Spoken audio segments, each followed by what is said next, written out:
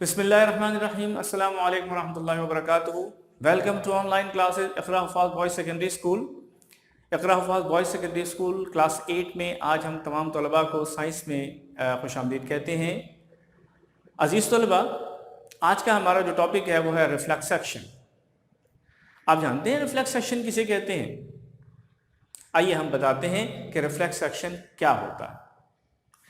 देखिए, इससे पहले वाली क्लास में हमने आपको ये बात बताई थी कि स्टिमुली जिसे हमारी बॉडी महसूस करती है और कुछ ऐसे एक्सेप्टर्स होते हैं जो एक्सटर्नल या इंटरनल बिहेवियर को या एनवायरमेंटल चेंजेस को महसूस कर लेते हैं और उस स्टिमुली के नतीजे में एक फाइनली रिस्पांस होता है जिसमें पूरी पूरी बॉडी का एक यानी फंक्शन जो है वो वर्क कर रहा होता है।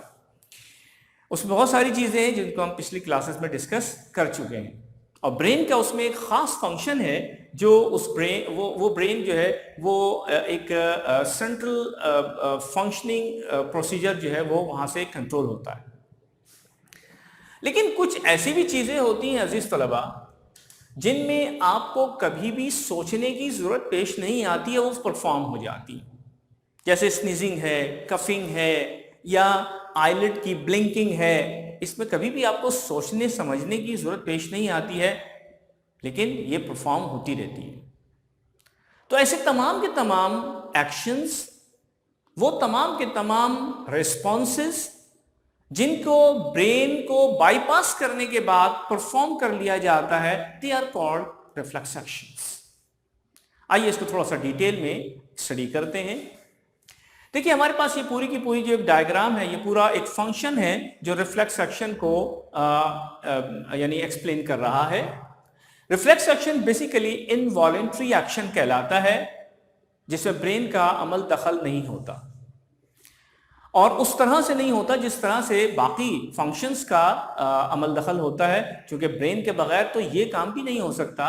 तो ब्रेन अपनी जगह पर एक ऑर्गन है, एक अहम तरीन चीज़ है, लेकिन ये जो रिफ्लेक्स एक्शन है इसमें ब्रेन के जो ऑर्डर्स होते हैं, जैसे हमने पिछली क्लास में आपको बताया था, वो उस अंदाज से नहीं हो रहे होते। ये जो हमारे पास ये पोर्शन है, यहां से लेके और यहां तक, ये पूरा का पूरा स्पाइनल कॉर्ड है।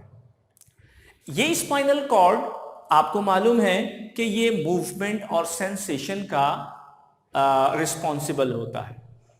इसमें दो चीजें होती हैं।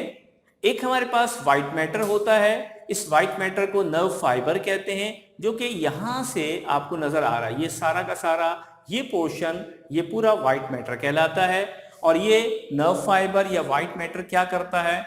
ये लर्निंग का रिस्पॉन्सिबल होता है। यानी दिमाग जब लर्न कर रहा है, ब्रेन का जो भी फंक्शन है वो ये वाइट मैटर इसको कंट्रोल करता है। इसके अलावा देखिए, हर बॉडी का अपना एक फंक्शन का पोटेंशियल होता है। जैसे अगर मुझे बाल्टी उठानी है तो उसके लिए जो पोटेंशियल चाहिए, और मुझे आंखें बंद करने के लिए जो मसल्स का पोटेंशियल चाहिए, वो उतना नहीं चाहिए। तो वो इस चीज को भी वाइट मैटर डिसाइड करके और उसको रिस्पॉन्सिबल होता है कि वो इसको कंट्रोल करता है। इसके अलावा ये क्या करता है कि ये रिले को यानी रिले का काम भी करता है। एक रिले के एक्टिव पार्ट की तौर पे ये काम कर रहा होता है। कम्युनिकेशन को, जो डिफरेंट ब्रेन के रीजन्स हैं, ब्रेन के जितने रीजन्स हैं, उनकी कम्युनिकेशन को आपस में कोऑर्डिनेट करता है। So this is a very important part of the brain. I mean the very important part the spinal cord. अच्छा, इसमें जो दूसरी एक चीज है वो है ग्रे मैटर। ये जो यहां से ये पूरा पोर्शन नजर आ रहा है, ये ग्रे मैटर है। ये पूरा पोर्शन ग्रे मैटर है। ये grey matter neuron cell bodies कहलाता है।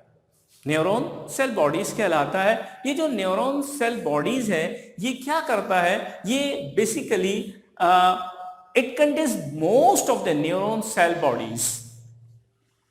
मसल्स को ये कंट्रोल करता है, मसल्स को कंट्रोल करता है। इसके अलावा हमारे जो सेंसेस के जो फंक्शंस हैं उसको भी कंट्रोल करता है। जैसे हमारा देखना है, सूंघना है या बोलना है या सोचना है, और यहां तक कि जो हमारे इमोशंस होते हैं, इमोशनल परफॉर्मेंसेस होती है, इसको भी कंट्रोल करने के लिए ये ग्रे मैटर यानी न्यूरॉन सेल बॉडीज वर्क करती हैं। इसको ग्रे मैटर इसलिए कहा जाता है कि ये थोड़ा ग्रेइश होता है, ग्रेइश। अच्छा, अब इसमें आप देख सकते हैं, अच्छा ये जो पूरा हमने आपको फंक्शन बताया, ये तो एक स्पाइनल कॉर्ड का एक पूरा का पूरा स्ट्रक्चर था। ब्रेन इसके यहां पे कहीं होता है, ठीक है। इस वक्त हम ना तो व्हाइट मैटर, ना ग्रे मैटर, ना स्पाइनल कॉर्ड और ना ही उसके ब्रेन को डिस्कस कर रहे हैं। ये चूंकि हमारे एक पूरे स्ट्रक्चर का एक पार्ट था, इसलिए हमने आपको बताया। हमारा जो वर्क शुरू होता है वो यहां से शुरू होता है, इसको समझने के लिए जो हम रिफ्लेक्स एक्शन यहां पर समझना चाह रहे हैं। देखिए, यहां हमने एक थंब आपको बनाया। इस थंब में एक आप देख रहे हैं कि एक छोटा सा एक पिन, छोटी सी पिन है जो यहां पर चुभती हुई नजर आ रही है। आप देख सकते हैं कि यहां पे इस थंब में यहां पे एक पिन चुभ रही है, और पिन चुभने के साथ साथ ये छोटा सा एक पार्ट हमने यहां पर डिस्क्राइब किया है। ये बेसिकली पेन रिसेप्टर्स हैं। पेन रिसेप्टर्स क्या होते हैं? हमारे जिल्द में जहां पर कहीं पिन चुभती है तो एक एहसास पूरे बदन में, पूरे जिस्म में दौड़ जाता है। वो बेसिकली स्टार्ट कहां से होता है? वो रिसेप्टर्स से स्टार्ट होता है। ये रिसेप्टर्स, चूंकि हमें यहां पर पेन हुआ तो पेन रिसेप्टर्स हुए, तो ये पेन रिसेप्टर्स यहां से नर्व इंपल्सेस के थ्रू, ये जो ब्लू एक लाइन आपको नजर आ रही है यहां से, ये ऐसे जाते हुए और यहां पे मसल्स तक आ रही है। अब हम इसको डिस्क्राइब करेंगे। तो क्या हो रहा है? ये this is basically the path. ये पाथ जो है ये नर्व इंपल्सेस हैं, और ये नर्व इंपल्सेस हैं, और ये नर्व इंपल्सेस जो हैं ये इलेक्ट्रिकल सिग्नल्स के तौर पे, जैसे इंपल्सेस होते हैं या ब्लिंकिंग्स होती हैं, वो उस तरह से वर्क करते बहुत स्पीडीली, बहुत कम टाइम में, बहुत शॉर्ट इंटरवल ऑफ टाइम में ये मूव करते हैं, और ये हमारे यहाँ से होते हुए मसल्स तक पहुंचते हैं। अब हम वन बाय वन एक एक चीज को डिस्क्राइब करते हैं। ये जो हमारी ये जो लाइन है इसको कहते हैं sensory nerve fibre. Sensory nerve fibre, आपको याद होगा कि हमने इससे पहले नर्वस सिस्टम जब पढ़ा था तो नर्वस सिस्टम में हमारे पास स्पाइनल कॉर्ड के साथ ब्रांचेस ऐसी बनी हुई थी जो नर्व्स को पूरे जिस्म में फैलाती हैं, और वहां से सिग्नल्स जो हैं वो इंपल्सेस की फॉर्म में उस स्पाइनल कॉर्ड तक और फिर आगे फंक्शनिंग उसकी होती है वहां तक पहुंचते हैं। फिर बहरहाल वो ब्रेन से भी होकर आ रहे होते हैं। बिल्कुल ऐसे ही यहां पर जो हमारे पेन रिसेप्टर्स हैं वो सेंसरी नर्व फाइबर के थ्रू नर्व इंपल्सेस की फॉर्म में चलते हुए यहां तक पहुंचते हैं। अभी हम यहां पर पहुंचे हैं, यानी मैं फिर इसको रिपीट कर दूं कि हमारे हाथ में या कहीं पर भी जिस्म में रिसेप्टर्स जो पेन महसूस करते हैं वो नर्व इंपल्सेस की फॉर्म में, ये नर्व इंपल्सेस पे फिर बता दूं कि यानी इलेक्ट्रिकल इंपल्सेस या इलेक्ट्रिकल पल्सेस आप समझ लीजिए होते हैं जो वर्क करते हुए यानी चलते हैं, और किस तरह से सेंसरी नर्व फाइबर के थ्रू ये पहुंचते हैं कहां पे? ये गैंग्लियन तक पहुंचते हैं। This is the ganglion. ये गैंग्लियन ये वो पोर्शन है जहां पर बहुत सारे सेंस नर्व सेल बॉडीज कहलाते हैं वो मौजूद होते हैं। इस गैंग्लियन के अंदर ये पूरा पोर्शन गैंग्लियन है, ये असल में एक स्टोरेज है, या यूं समझ लीजिए कि ये एक स्टेशन है। इस स्टेशन में सेंसरी नर्व सेल्स पाए जाते हैं, सेंसरी नर्व सेल्स पाए जाते हैं। और ये सेंसरी नर्व सेल्स क्या होते हैं? ये उस पेन को या उस नर्व इंपल्स को डिटेक्ट करते हैं, उनको एनकोड करते हैं। क्या करते हैं? वो बेसिकली वो जो स्टिमुली हमें मिला है, यानी जो यहां से एक पेन का एहसास हमें मिला है, this is called the stimuli. ये इस स्टिमुली को एनकोड करते हैं, डिटेक्ट करते हैं, और उनके सिग्नल्स को आगे प्रोमोट करके आगे तक पहुंचाते हैं, जो कि हमारे ये पोर्शन है जिसे हमने मोटर एंड प्लेट कहा है, या यूं समझ लीजिए कि मसल्स के उस पोर्शन तक पहुंचाते हैं जहां पे मसल्स एक्टिवेट होना शुरू हो जाता है। अब सवाल ये पैदा होता है कि ठीक है, ये गैंग्लियन तो हमारे पास एक स्टेशन है, एक स्टेशन जहां पर बहुत सारे सेंसरी नर्व सेल्स बॉडीज होती हैं, तो उसके बाद क्या होता है जब हमारे पास ये नर्व इंपल्सेस यहां से चलते हुए नर्व सेल बॉडीज तक पहुंचते हैं, तो ये नर्व सेल बॉडी इसको डिटेक्ट करता है, एनकोड करता है उस स्टिमुली को और आगे पहुंचाता है। ये आगे पहुंचाना क्या मायने रखता है, ये डिसाइड करके आगे पहुंचाता है कि अब हमें कौन सा, किस पोर्शन पे, कौन से मसल्स को एक्टिवेट करना है। अगर फॉर एग्जाम्पल हाथ को यहां लेकर आना है तो फौरी तौर पे यहां पर लेकर आना है, तो वो हाथ के मसल्स को ये यानी वहां तक वो सिग्नल पहुंचाएगा। एनीवे, आगे चलते हैं। अच्छा, जब ये पूरा का पूरा यहां से पोर्शन से, गैंग्लियंस के पोर्शन से निकल के जब ये यहां पर पहुंचता है, तो देखिए आप ये कि दो ऐसे पोर्शंस यहां पर बताए गए हैं। ये हमारे पास दो ऐसे पोर्शंस हैं जिनको हम कहते हैं सेंसरी इनपुट और ये है मोटर आउटपुट।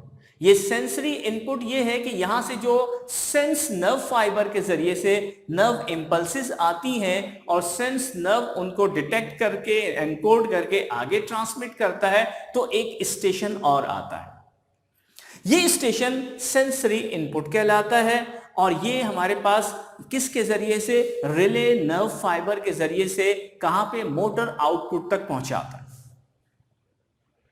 तो ये जो दो चीजें हैं हमारे पास, सेंसरी इनपुट और मोटर आउटपुट, इन दोनों के दरमियान में रिले नर्व फाइबर पाया जाता है। ये भी बिल्कुल उसी तरह वर्क कर रहा है जैसे कि हमारे पास ये नर्व इंपल्सेस वर्क कर रही होती है। तो ये क्या करता है, रिले नर्व फाइबर, ये बेसिकली रिले नर्व फाइबर जो है ये हमारे पास एक बहुत इंपॉर्टेंट रोल इसका है। वो ये करता है कि हमारे पास ये जो सेंसरी नर्व्स आ रहे हैं इनको मोटर नर्व्स में कन्वर्ट कर देता है। मोटर नर्व्स ही असल में वो नर्वस सिस्टम यानी नर्व्स होते हैं जो एक्टिवेट होके इस मसल्स में जो है वो यानी उसका परफॉर्मेंस के लिए उसको रिस्पॉन्स पर मजबूर करते।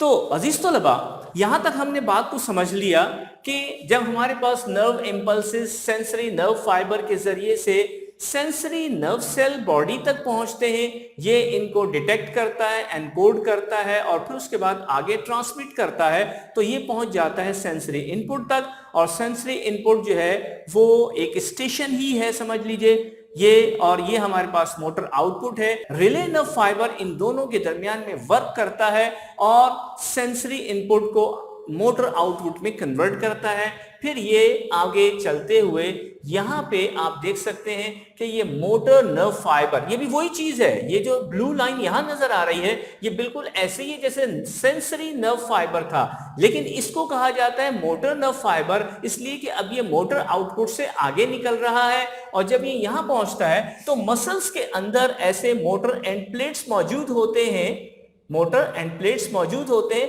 जिनके देखिए ये पॉइंट्स बने हुए हैं यहां पर, यहां पर, यहां पर। ये सारे एंड पॉइंट्स जो हैं इनमें करंट की फॉर्म में ऐसे ऐसे इंपल्सेस पैदा होते हैं जो एकदम हाथ हमारा जाता है और यहां पर खुजाना है, या हमें फौरन हाथ हमारा आता है स्नीजिंग के लिए, या फौरन हाथ हमारा कफिंग के लिए यहां पर पहुंचता है, या कफ के लिए जो हमारे मुंह के जो मसल्स हैं वो वर्कआउट करते हैं, या स्नीजिंग में हमारी आंख बंद हो जाती है, या ऐसे दीगर बहुत सारे जो रिफ्लेक्स एक्शंस कहलाते हैं वो परफॉर्मेंसेस यहां से ये मसल्स के थ्रू होती है।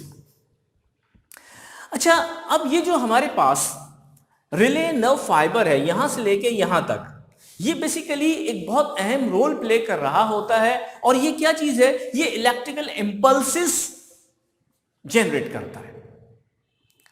एक तो यहां पर आपने देखा ना कि पेन रिसेप्टर्स जो है यहां से पेन जनरेट हुआ और वो भी हमारे पास नर्व इंपल्सेस की फॉर्म में, यानी वो इलेक्ट्रिकल सिग्नल्स की फॉर्म में यहां से सेंसरी नर्व फाइबर के जरिए से यहां तक इनपुट, सेंसरी इनपुट और फिर मोटर आउटपुट तक पहुंचा।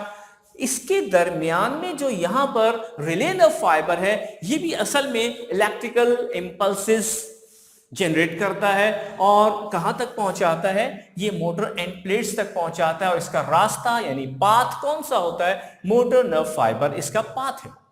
और ये हमारे पास ये जो अच्छा ये बिल्कुल देखिए यहां पर जो हमारे पास पेन रिसेप्टर्स मौजूद है ये हमारे पास मोटर एंड प्लेट्स भी बिल्कुल उसी तरह ही है। ये वाला पोर्शन और ये वाला पोर्शन एक ही जैसा है, यानी यहां पर एक एक्शन हुआ और रिएक्शन के तौर पे फौरी तौर पे यहां पर पहुंचने में इंतहाई थोड़ा बहुत कम वक्त लगता है। और इस कलील से वक्फे में एक बहुत in short interval of time में ये जो मसल्स हैं ये पुल होते हैं या पुश करते हैं या वर्किंग करके उसको काम को निपटा देते हैं। there is no working of the brain in between the time. So this is called reflex action. देखिए बहुत आसान सी बात है, आप पेज नंबर निकालिए 15, आप पेज नंबर 15 निकालिए और इस पेज नंबर 15 में आपको एक टेबल नजर आ रहा है जिसमें लिखा हुआ है स्टिमुलस और उसके बाद दूसरे कॉलम में लिखा हुआ है रिफ्लेक्स एक्शन। अच्छा, इससे पहले एक बात और भी लिखी हुई है, वो मैं पढ़ रहा हूं आपके सामने। Actions like speaking, reading, walking etcetera are controlled by our will.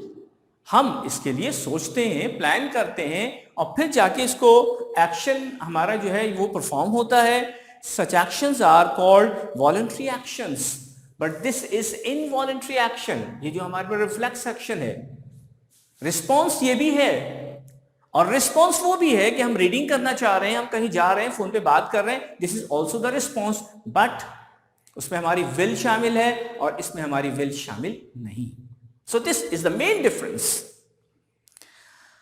These involve main portion of the central nervous system. ये आपको हमने बताया था कि सेंट्रल नर्वस सिस्टम का एक बड़ा अहम रोल होता है पूरी की पूरी बॉडी की परफॉर्मेंस में, लेकिन उसमें रिफ्लेक्स एक्शन में नहीं होता। So the stimulus, flash of bright light, एकदम फ्लैश हुआ और आपकी आंखें जो हैं वो बंद हो गई। सो इसके अगेंस्ट हमारा जो रिफ्लेक्स एक्शन होता है वो है pupil of eye gets smaller, बिल्कुल आंखें बंद होना शुरू हो जाती हैं, बंद हो जाती हैं। Speck of dust touches the eye, एकदम से डस्ट आ गई और उसका स्पेक जो है उसने आपकी आंख को डिस्टर्ब कर दिया, तो हमें आपकी क्या होती हैं, आईलिड ब्लिंक्स करना शुरू कर देती हैं। इसी तरह food enters wind pipe, wind pipe wind के लिए होता है, खुराक के लिए नहीं होता, लेकिन अगर कोई जर्रा उसमें चला जाए तो फिर क्या होता है, कफिंग इस तरह की कफिंग शुरू हो जाती है। हैंड टचेस समथिंग हॉट, एकदम स्त्री पे हाथ लग गया तो क्या होता है, आर्म मूव्स अवे क्विकली।